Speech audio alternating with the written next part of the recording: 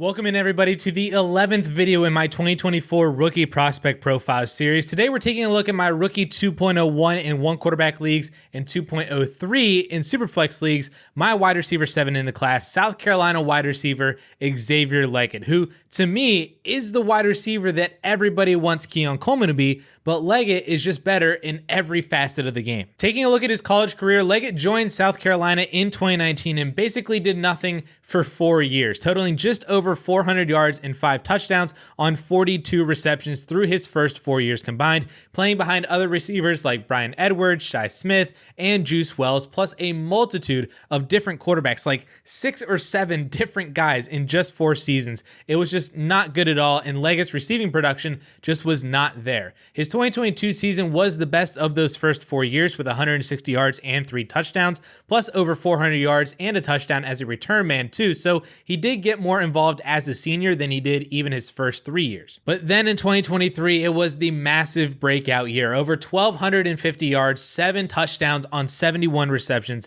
as the solidified wide receiver 1 and the only player on the team with over 320 receiving yards or more than 2 receiving touchdowns. This was a massive season, not just for Legette, but for most receivers in the 2024 class, and it was a huge boost to his value and potential NFL draft capital as an early day 2 pick. So let's dive into the analytics, and if you've watched these videos before, you may be familiar with my marker system, which is simply a series of checkboxes or baselines that I want players to hit based on what previously successful NFL players had coming out of college. And at the wide receiver position, I have 16 markers that are checking for various production and athleticism metrics with a final adjustment at the end based on draft capital. And currently, Xavier Legette is grading out with 8 markers hit, which is actually tied for 6th in the class with Troy Franklin. And assuming that he gets drafted in the second round, he would then go to 9 total markers hit, which is in the same range again as where Rashee Rice was last year, plus Michael Pittman, Christian Kirk, and Randall Cobb way back in 2011. The only markers that he doesn't hit on are all of the firsts. First yard per team pass attempt, first fantasy points per game, and he misses on both breakout ages because of his year 5 breakout,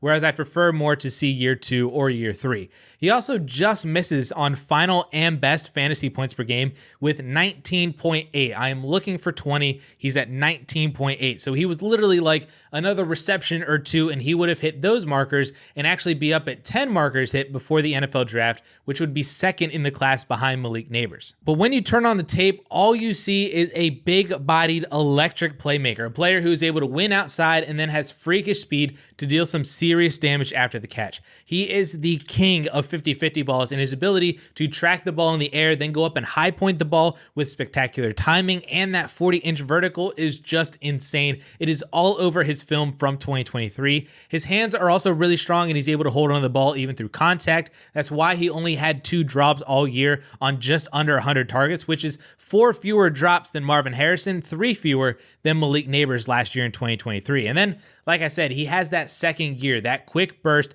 to be able to break away from defenders after the catch, and South Carolina knew exactly how to use that to their advantage by lining him up in various spots around the formation. PFF actually has him as a 65% player on the outside, 35% player in the slot. That is insane versatility for a player, especially for a player of his size. His biggest weaknesses are, of course, just all related to being a raw receiver. His route running is not sharp or defined at all. His release packages are sloppy to non-existent. He's going to be eaten alive by press coverage, even against smaller defensive backs, and he is very much just a full head of steam and go type of player. He's not super fluid moving his body around. His change of direction is very stiff. It all just screams like he's a player who is still learning how to be a wide receiver and how to use his body effectively, which is basically what he is. I mean, we all want to find reasons for why Legette didn't do anything in 4 years. Why would a player as dominant as he was in 2023 and as freakish of an athlete as he is not be used more earlier in this offense? And I think the biggest reason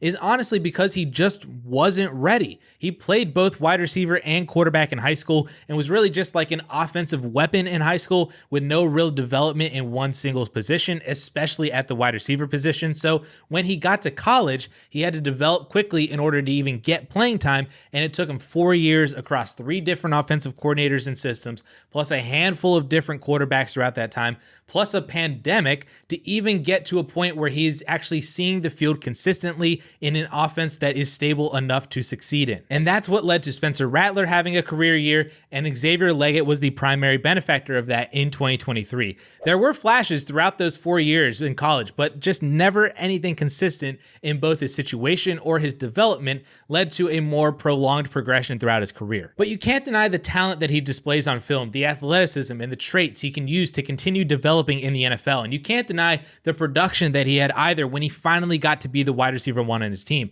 He had a better season statistically than either Texas wide receiver ever had, a better season than Keon Coleman ever had, or Lag McConkey, or the other 2 Washington guys behind Rome Odunze, or Ricky Pearsall, Roman Wilson, Tez Walker. Legette was better than all of them in single season production. You cannot ignore that, just as much as you can't ignore him not producing for 4 years. To me, if you love Treylon Burks coming out of college, I think you should love Xavier Legette too. Obviously, that didn't really work out for Treylon Burks, but he had value and upside in that Titans offense as their wide receiver 1, and Legette could find himself very easily in a similar situation too.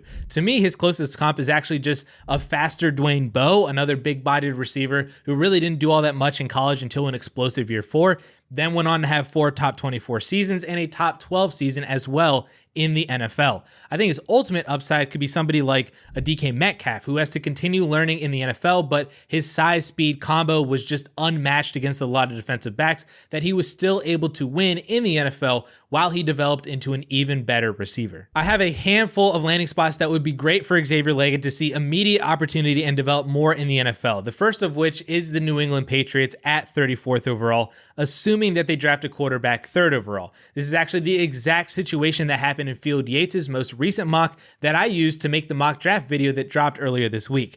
In that mock, it paired Drake May with Xavier Legette in the first 2 rounds, which sounds incredibly intriguing to me for Legette to basically just be able to replicate his 2023 season in the NFL, but with a better quarterback. And then hopefully he can develop more as his career goes on in the NFL with the New England Patriots. I also would be interested by the Indianapolis Colts as a team where his role would be very well defined as the more downfield stretcher, with Michael Pittman as the intermediate guy, Josh Downs in the slot. I actually tweeted about this a few days ago that Indy is kind of a sneaky good spot for a more prototypical X wide receiver if they wanted to upgrade on Alec Pierce, who was out there just basically running wind sprints with the 2nd highest usage in the NFL on outside snaps and does absolutely nothing to show for it. So pairing Xavier Legette with Anthony Richardson's arm in a situation where he wouldn't have to be the immediate wide receiver 1 doesn't sound all that bad either. And then similar to the Colts, the Jaguars would make sense too if they decide to go elsewhere than the wide receiver position in round 1, and then they draft Xavier Legette in round 2.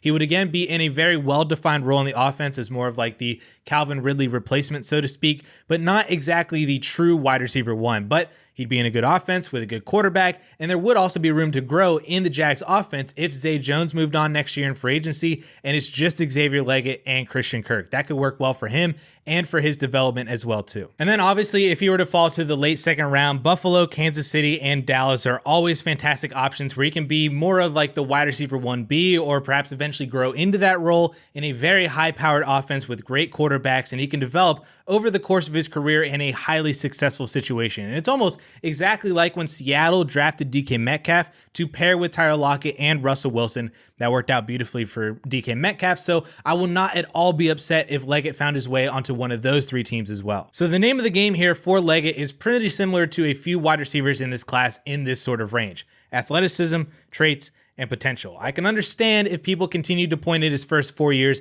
and write him off because of that, but you also can't ignore what he did in 2023 and the potential that he could have given his athleticism and size-speed combo. You just don't get wide receivers who weigh in over 220 pounds and then run a sub 4.4. That has only happened 9 times since 2003, and all but 2 of those players were drafted in the first 3 rounds of the NFL draft. And that list includes not only DK Metcalf, who I've mentioned a handful of times in this video, but also Julio Jones and Calvin Johnson. That is the athletic upside that we are talking about here with Xavier Legette. Yes, he is extremely raw. Yes, he needs to develop and refine his game a lot to be successful over the course of his entire NFL career, but imagine if he does. This is a home run swing player, but at an extremely manageable price as a second-round rookie pick that I won't mind if I strike out on because the investment was much lower than a lot of other home run swing receivers that we've had in recent drafts. So I'm willing to take the shot on Xavier Legette here as my rookie wide receiver 7 in this class.